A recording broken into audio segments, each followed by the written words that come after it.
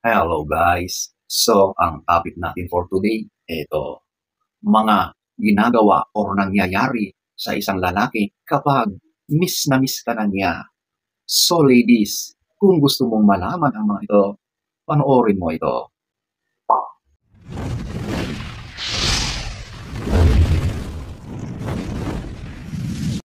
So, huwag na tayong magpaligoy-ligoy, diretso na tayo, straight to the point. Number one, ito yung nagpaparamdam siya sa social media. So, sa panahon ngayon, ito na yung instrument, ito na yung medium na ginagawa ng lahat para mag-communicate. Napapansin mo na madalas na siyang nag-i-engage sa iyong social media.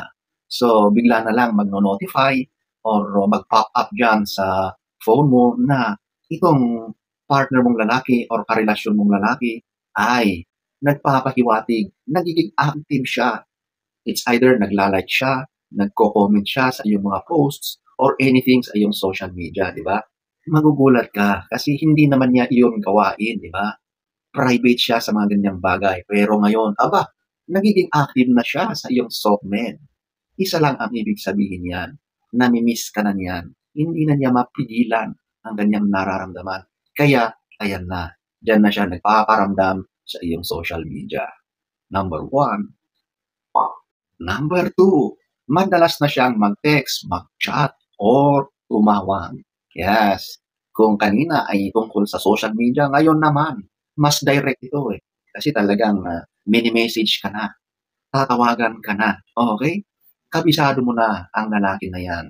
Hindi naman talaga siya yung ganyan na tao na laging nagme-message or tumatawag.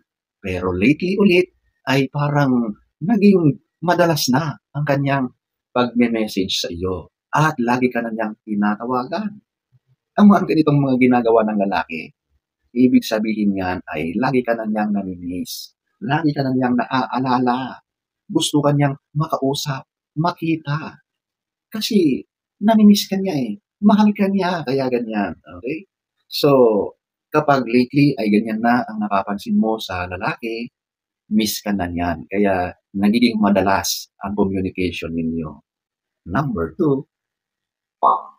Number three, nagiging clingy at sweet sa'yo. Ang mga lalaki, hindi nila naturalesa ang pagiging clingy at pagiging sweet, okay? Nagpapakita na siya ng kanyang sweet side. Nagsesend siya sa iyo ng mga sweet words, sweet na mga messages sa iyo. Lagi ka nang kinukumusta, o di ba? Yung mga ganyan ay considered pagiging sweet na ng lalaki. Kasi magkaiba talaga ang lalaki sa babae sa pagiging sweet. Talagang ibang-iba talaga. Pero ang mga ganyang galawan ng lalaki ay considered sweet ang mga yan. Okay? At ito pa, nagiging clingy siya. Naglalambing na rin siya. Yung mga parang may mga tampururot. Pero ang mga yon ay pagiging clingy niya. Di ba? Nagpapahiwatig na yan na namimiss ka na. Okay? Kapag nagiging overly sweet at clingy niya, miss na miss ka na. Number three.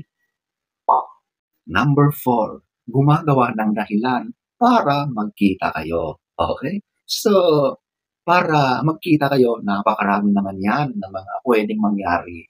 At gumagawa siya ng mga paraan. Kahit sa mga busy na working days or schedules niya, gumagawa siya ng paraan para magkita kayo. Okay? So, isang paraan yung aayain ka niya na maaring mag-dinner or kumain sa labas or mamasyal. Anything. Basta yung kayo ay magkikita at magkasama ulit. Okay? So, kapag madalas na ganon ang ginagawa ng lalaki sa iyo, dahil miss na miss ka na niya, talagang gusto ka na niyang makita, harap-harapan, gusto ka na niyang mahalikan, gusto ka na niyang maramdaman bilang karelasyon, bilang magkarelasyon kayo, okay? Siguradong nagmamahalan kayong dalawa. Nakikita mo yung effort niya na magkita kayo, pagbigyan mo na siya, okay? Kasi miss na miss ka na niya. Mahal ka niya eh, di ba? Number four. Number five, mas nagiging caring at concerned. Yung partner mo, kabisado mo na siya, di ba? Hindi naman talaga siya palaimik, palatanong, kahit sa communication through messages or sa personal, hindi talaga siya gano'n. Pero lately, napapansin mo na nagiging vocal na siya. Talagang nakikipag-communicate na siya at nararamdaman mo yung pagiging concern niya. So, madalas kinukumusta ka at tinatanong niya kung ano na ang nangyayari sa iyo, kumusta ka, at kung ano-anong mga messages na nagpapakita ng pagiging concern sa iyo, pagiging caring sa iyo, dahil nami-miss ka na niya. Okay? So, ito ay isang paraan para iparamdam niya sa iyo yung mensahe na sana magkita naman kayo, magkaroon kayo ng panahon para kayo ay makapag-meet. It only means na miss ka na niya.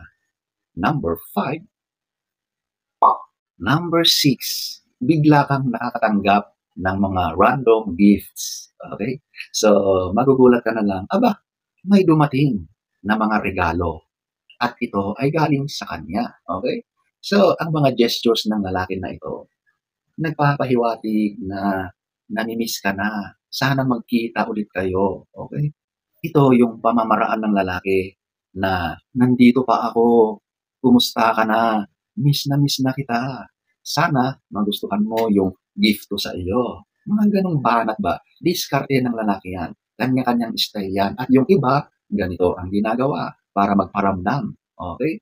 So, ang mga gifts na ito ay mga random. Basta anything na alam niya na matutuwa ka at magugustuhan mo. Siyempre, bago niya binili yan, alam naman niya yung mga paborito mo, yung mga gusto mo. Okay? So ladies, kapag nakakatanggap ka ng mga surprise, ng mga gifts, miss ka ng lalaki na yan. Number 6.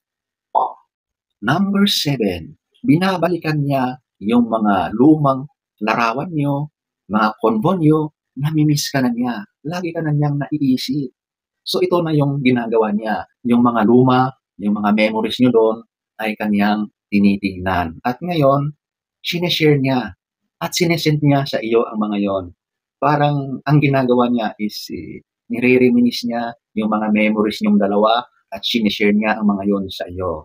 So, ito yung ginagawa niya para ipakita sa iyo, iparamdam sa iyo na mahal ka at miss na miss ka niya. Okay? Biruin mo, mga lumang larawan at mga konvo nyo dati.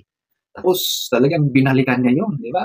Talagang nag-effort din siya, di ba? So ladies, kapag ganyan ang kilos ng lalaki, ibig sabihin ay miss na miss ka na ng lalaki. Number 7. Number 8, nalulungkot siya. Siyempre naman, hindi naman talaga maiwasan yan eh. Nami-miss na nila yung kanilang minamahal. Okay? Kapag matagal talaga na hindi kayo nagkikita, na matagal na kayong walang panahon sa isa't isa, dumarating yung time na nakakaramdam na yan ng kalungkutan. Gusto ka na niyang makita at makasama ulit. So, normal yan. It is a normal feeling, lalaki man or babae, ang magiging malungkot, lonely. Number 8. So, ayan po, ang ilan sa maraming mga nangyayari o ginagawa ng lalaki kapag miss na miss ka na niya. So, sana ay nagustuhan niyo ang ating topic for today. Next story time. Don't forget to subscribe.